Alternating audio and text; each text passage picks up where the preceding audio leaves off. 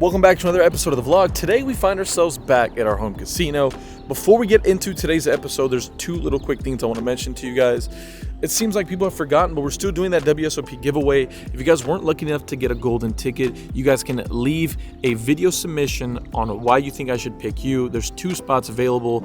Again, there's a video link down below that'll help you guys understand what you have to do, what the process is like. It's super simple, filming a video of why you should do it. And secondly, just want to thank you guys for helping us get super close to 14,000 subscribers and nearing 15,000 subscribers. That is a ridiculous feat that I'm very grateful and thankful to have. Anyways, that's enough of me buttering your cheeks. Wait, I don't even know if that's a term or... Well, anyways, we're going to hop into the episode. Let's have some fun. Just before we get into this first hand, there's one little thing I want to mention. If you guys ever find yourselves in a really bad Texas Holdem game, there's a couple things you can do. Ask for a table change immediately, or bring the fun, bring the action to the table. If it costs you a couple of blinds just to pretend like you're an action player, or at least make the effort to talk to people or be personable, it goes such a long way in driving the action to a game.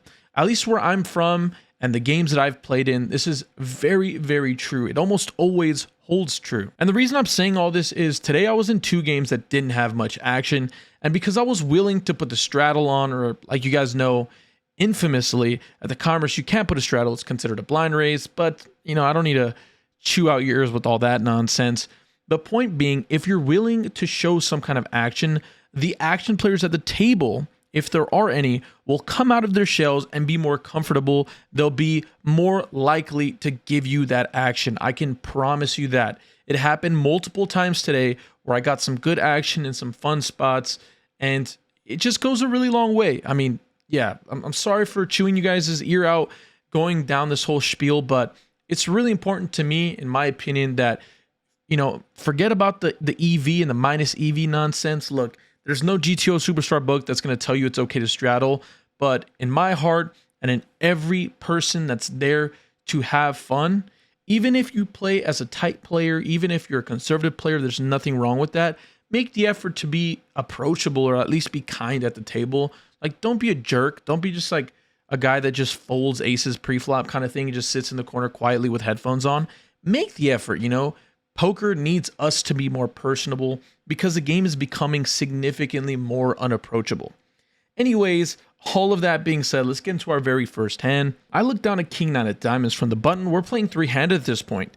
I decide to raise to $35, and the big blind decides to make the call, and we're off to a flop. The flop comes Ace Jack 7. It is a rainbow board texture.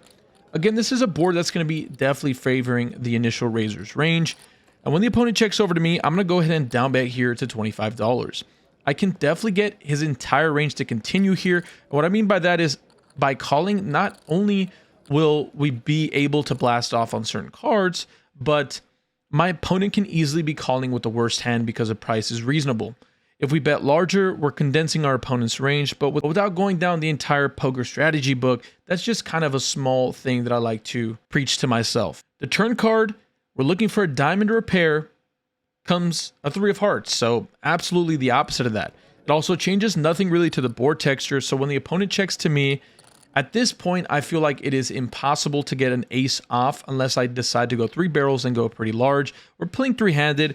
As you guys all know, it's infamously said, Antonio Esfandiari says, it's hard to make a pair when you're playing heads up, and 3-handed is a little less hard, but it still is. Considering that this opponent actually watches the vlog, and I think he can understand that I can get a little bit out of hand, I'm going to go ahead and check this back, playing a little bit of meta warfare here.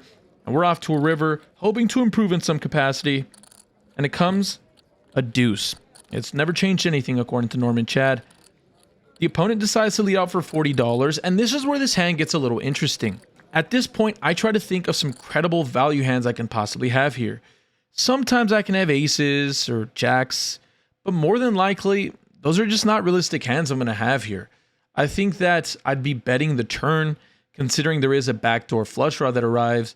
And when that's the case, it's just not a lot of value that makes sense for me to bluff on this river. Unless I have a hand specifically like ace deuce, it's just not a ton that improves here. And when that's the case, and I have significantly more bluffs in value, in a spot where it's pretty polar, I don't think I can go really polar here because, again, there's a little bit of that meta game where my opponent happens to know my playstyle. So after a little bit of hemming and hawing, I decide to let my hand go and decide to save myself a little bit of money. Luckily, the opponent was kind enough to show us the ace of diamonds, so we were behind the entire time. So exactly what I talked about at the beginning of the last hand is what occurs in this next hand. I have the $20 blind raise or straddle, whatever the hell you want to call it. And kindly enough, our PLO friend from the PLO streets waiting to get a seat in one of those games decides to make it $40 blind. One of the friends of the vlog makes it $60 blind from the small blind. We're playing four-handed at this point. And I say, I'm blind. I'm going to make it 120. The big blind decided to fold. So I'm like, look, I'm making it a blind 120. And I don't know what my hand is. Hopefully it's good. We're four-handed. It can't be that bad, right?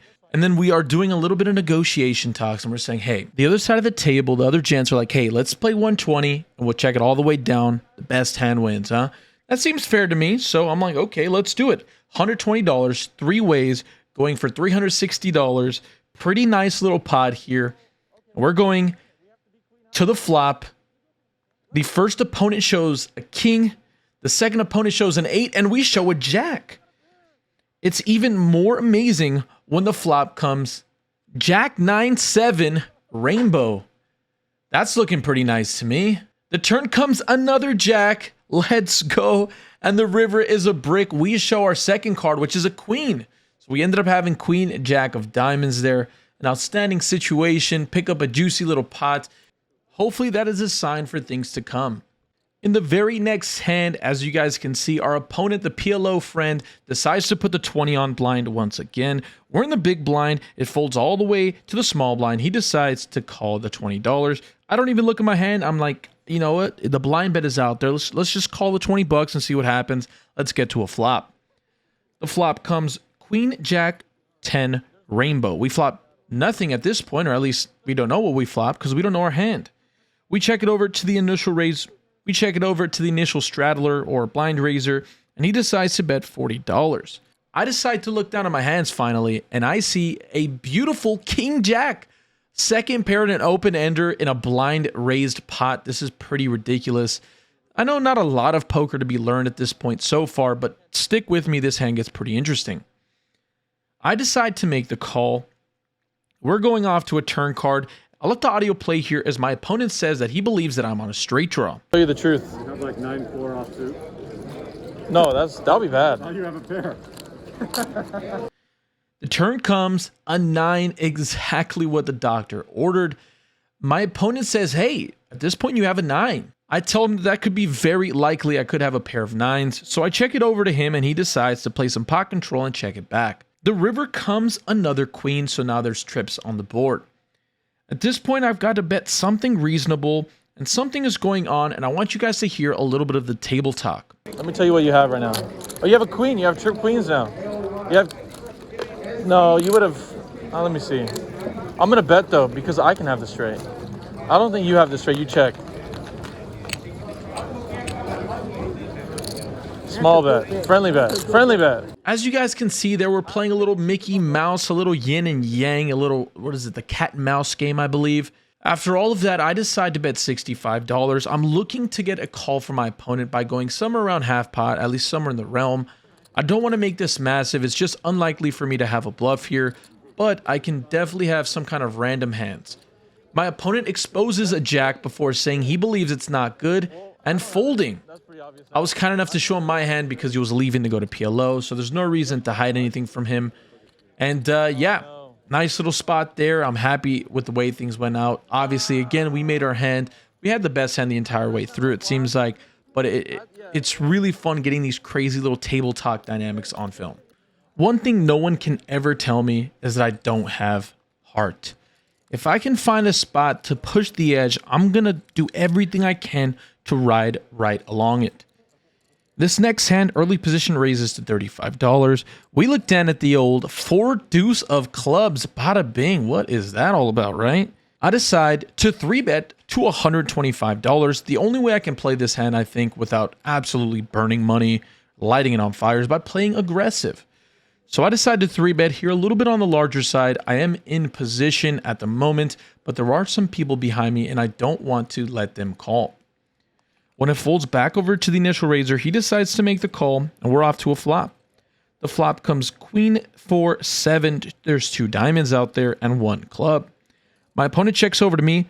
I decide to c-bet here for a fairly small amount of $85, going with a down bet, and my opponent decides to make the call.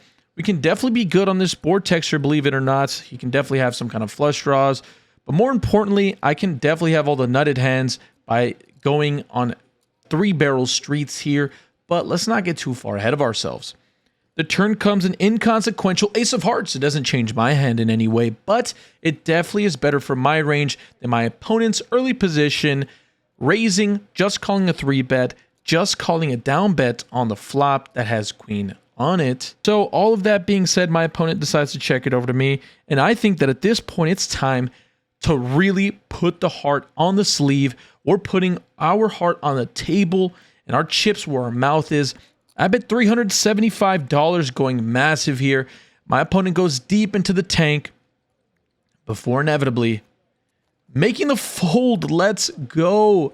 Get out of here, buddy. Today is my day, or at least I'm going to pretend like it is. If it's not, you guys will obviously know anyways. Happy to show down the 4 deuce there. The pair force could have easily been good there. And we're playing some poker today, boys. And girls. 2% of you guys are girls, I believe. At least 2% of the demographic YouTube says that watches my videos. Anyways, let's get to the next hand. A couple of hands later, early position decides to raise to $35. That's definitely the action player of the table. The small blind decides to make the call, and we're in the big blind, and we look down at king, queen of diamonds. Woo! Man, can I tell you how beautiful of a sight this is to see? I'm going to go ahead and 3-bet here, considering we do have some beautiful blockers. But looking back at it, I think the suited variety king, queen, I don't mind just making the call. But at the time, I remember that I'm looking to 3-bet to try to get a bigger pot against an action player in my eyes, looking to play in position more often than not, but in this case, I won't be. The opponent pretty quickly makes a call, the small blind folds, and we're off to a flop that comes 8-7-6, 2 hearts and a diamond. I decide to down bet, considering this is not a great board texture for my range, but I can easily still have a hand like aces, kings, queens, jacks, etc., as well as some overcards, flush draws, things of the sort. The opponent pretty quickly decides to make the call, and we're off to a turn card, which comes the worst card in the deck probably, as it comes the 5 of hearts. It now puts a one-liner out there, as well as it does complete the front door flush. I decide to check and wave the white flag. My opponent sees the white flag and decides to throw 3 of them out there. 3 white chips equals $300, a pretty massive bet. Not a lot for me to think about. I decide to pretty instantly fold. My opponent's going to be happy with that result as he rakes that pot in. And that's the first time today I think things aren't really going our way. Unfortunate, but pretty standard there, the way everything was played. This next hand, we're going to be catching up a little bit as the hand goes along. I look down at 9-8 of diamonds. I decide to raise here from the button to $35. The small blind decides to make the call, and we're off to a flop that comes king 8-6 rainbow. The opponent checks it over to me. I decide to c-bet for $55, a little bit on the larger side. Against this specific opponent, who's definitely an action Jackson, I can be getting called fairly light here.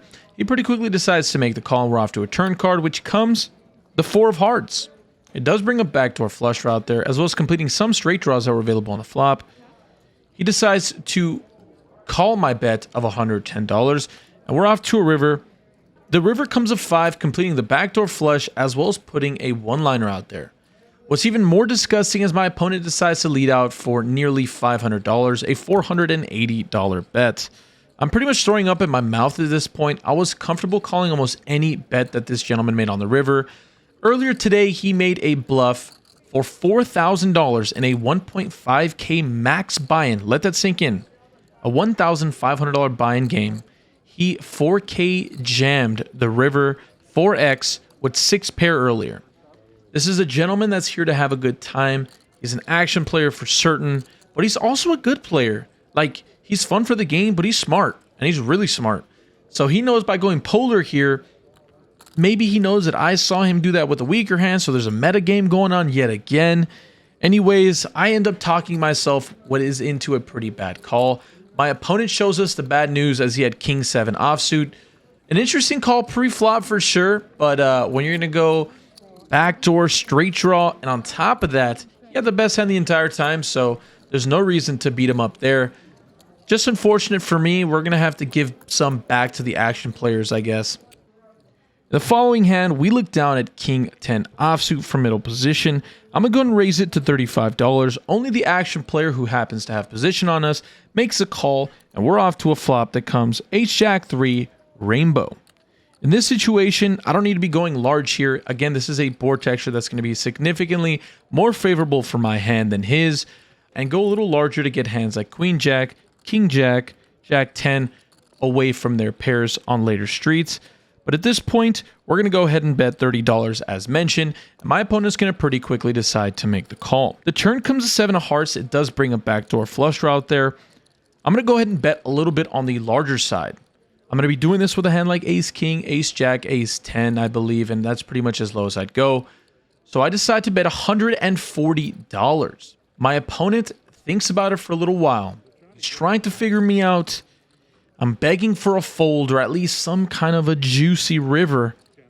And after a long pause, my opponent decides to lay his hand down. Finally, we get a nice little bluff through against our arch nemesis. All in good fun. Happy to finally bring another pot in our direction after a little bit of a fumble over the last few hands. Talking about tighter players earlier in the session, it ties really well with this next spot. Middle position decides to open at $30. We look down at the old 10-7 hearts here from the button. Again, gonna be playing fairly aggressive in position here.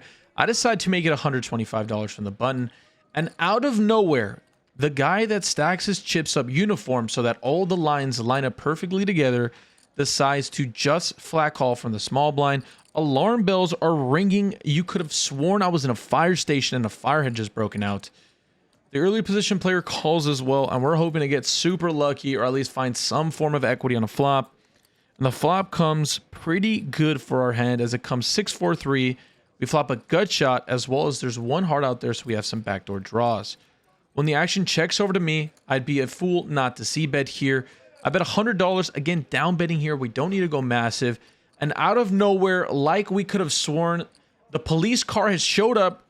Sirens are going crazy. The gentleman decides to raise to $400. I am puking in my mouth, and you guys can hear me say it. Checks are good. I have to show that to you. I tell him that I know he has pocket jacks and that I'm going to go ahead and fold here. And he says, I have to show it to you because you got it right. I was like, you know, yeah, we all knew what you had. Even the people in the vlog knew what he had. How many of you guys thought he had pocket jacks? Comment down below. Like I promised, this hand is a ton of fun. So without a further ado, let's get right into it. Early position decides to raise to $35. I'm next to act, and I look down at pocket nines, good old reliable pocket pair. I decide to make just a call. Folds over to the button, who decides to 3-bet here to $155. Looks like a strong thinking player in my opinion. When it folds back over to me, this is a pretty annoying spot when you just flat call here. My range can be fairly face up, but that's why I try to do things a little different. I am going to make the call here and set mine, or at least try to take this pot away from my opponent post flop. The flop comes Queen 10-3 rainbow. I decide to check it over to my opponent, who decides to do the old down bet to $120. I go in between my options, and I think that folding is a little on the nitty side. I mean, believe it or not, we're definitely ahead of a lot of his range. That includes ace king, ace jack, and every wheel ace at this point. So I'm going to go ahead and make the call one time here and at least change how I play the hand on later streets if I have to. You've got to be able to kind of transform these spots when needed. I make the call and we're off to a turn card that comes the 8 of hearts. This is a super amazing card for us because it now brings a ton of extra equity that we didn't have. And again, we double block the nuts, which would be jack 9. I could definitely have a hand here like jack 9 suited. As you guys know, if I'm willing to get mixy with the 4 deuce, I'm going to definitely have 7 jack 9 in my range here. The other thing is I do have the 9 of hearts. So if there were to be a backdoor heart flush draw that gets there, I could definitely barrel a heart on the river if my opponent calls me on this bet. Anyways, I'm getting a little ahead of myself, but I decide to take the initiative here and bet $325 going massive. My opponent goes pretty deep into the tank before inevitably making the fold, and our really super unorthodox play is rewarded with a fold. A pot is getting pushed my way, and just like that, we're gonna get out of the red and find ourselves back in black. Seems like just yesterday I was in the commerce battling to get back in black, and today it happens once again. Let's go. All right, so we are currently waiting for my car to get picked up from valet. I'll let you guys know all of the action, how we did and whatnot as we get the car and everything. We're gonna get back home, talk a little bit about how the session went. As you guys saw, a lot of action. The games weren't bad. Luckily, a friend we made today was there for some action, so ended up being all right. And just like that, our session comes to a close. As we mentioned there briefly, we're here in the comfort of our home, so now we can let you guys know how the session went.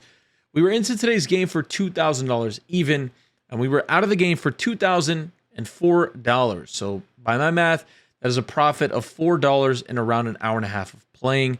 I was in a pretty significant time crunch today to play. I was notified during my session that my parents wanted me home so I can do a little bit of a family thing. So session got cut short, but it wasn't, I think, without having a ton of really fun spots and a lot of splashing around. Not that splashing is good or bad, but sometimes it's fun to just like go and play poker for fun and do some fun things like 3-betting with 4 deuce and bluffing with king high.